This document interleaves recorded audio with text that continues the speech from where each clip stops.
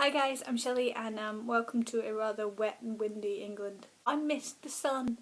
Guess what? Shh! Don't tell, we've made it halfway through. This is the second Top 5 Wednesday in a row.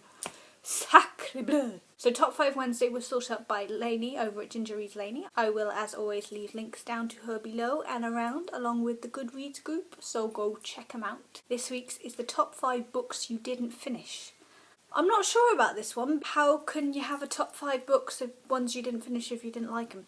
So I've sort of interpreted it a bit. This is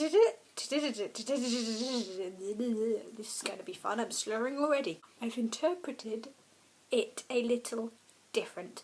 I will explain as I go along. These 5 books are in no particular order, starting with This Book is Gay by James Dawson. Now, it's not that I didn't finish this, it's that I haven't finished this. And to be honest, some of these books that I'm going to show you, including this one, I don't think I will ever finish because I think I will always go back to them.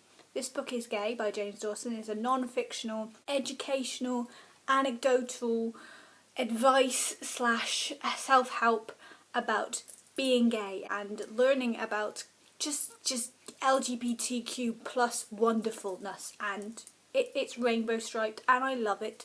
If you are just discovering that you are gay, this is a great book to read. If you want to come out to your parents and you want to explain stuff but you can't find the words, give them this book and let them read it.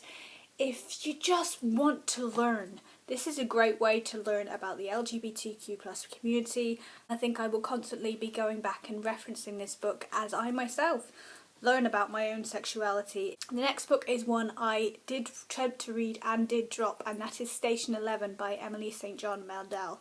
And the reason it's on my top 5 is because I think it might be excellent. You know those books you start reading and you're just like, this could be so good, I just can't get my head around it. It's told from multiple different timelines and different people all at the same time, and I have a severe problem with that cognitively. I can't remember who everybody is and how they link and stuff like that. The story of the world after a plague is taken over, so it's a sort of apocalypse, and you have a young girl who has joined a travelling theatre group and they go around America and they put on Shakespeare plays, and I had to drop it. I got halfway through and I was way too confused because there was too many different timelines going on, because you also have the pre-apocalyptic timeline as well. But I think it's one of those books that is actually excellent.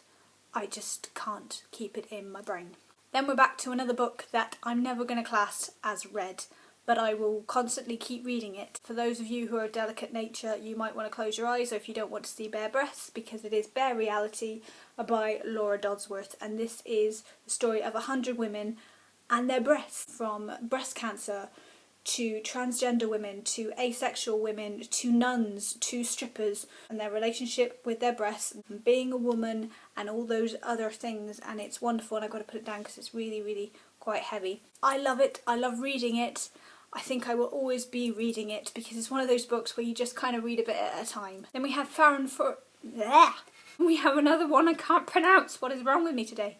Fahrenheit 451 by Ray Bradbury. A modern classic. It's on the Rory Gilmore Reading List Challenge, which I am trying to do. I started it and I never finished it, and I don't understand why. It's about a world where books are banned and they burn books. And funny enough, at one point it was banned, so it was a banned book about burning banned books.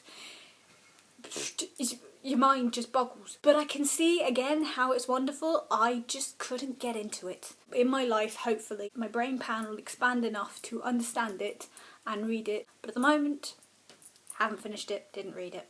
And last but not least, we have another book that I will always be referring back to. I will never finish reading post-secret books. If you don't know what post-secrets are, there is a man named Frank Warren who set up a project in his hometown where he gave out blank postcards to people to write their secrets on. His address was on the back, and he asked them to send them through the post so that they were anonymous and they could write anything they wanted. And he turned it into a website, and he turned it into a massive project, and he went on tour in the UK, and oh my god, I met him. He goes to colleges. He has an amazing TED Talk, which I will link somewhere around here. I have 2 of these books. I used to have 4 of them. They are the books of different postcards and different secrets that people have sent in. It's nice to just kind of go through them now and again, and you find a secret that links to you.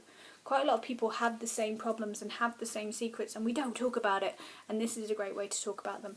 So I think this might be number 1. I try not to have these in a particular order, but these Post Secrets books are very, very special to me. So those are my top 5 books that I didn't finish or haven't finished yet, and I don't think I ever will. I'd love to know what your top 5 are, so hit me up in the comments below or tell me what you think of these, if you read them or if you haven't read them, or what am I missing with Station 11 and Fahrenheit 451. Please tell me the link that is not connecting in my brain so that I can read them and enjoy them. But for now, I hope you guys are good, and fingers crossed, I will see you next week. Bye.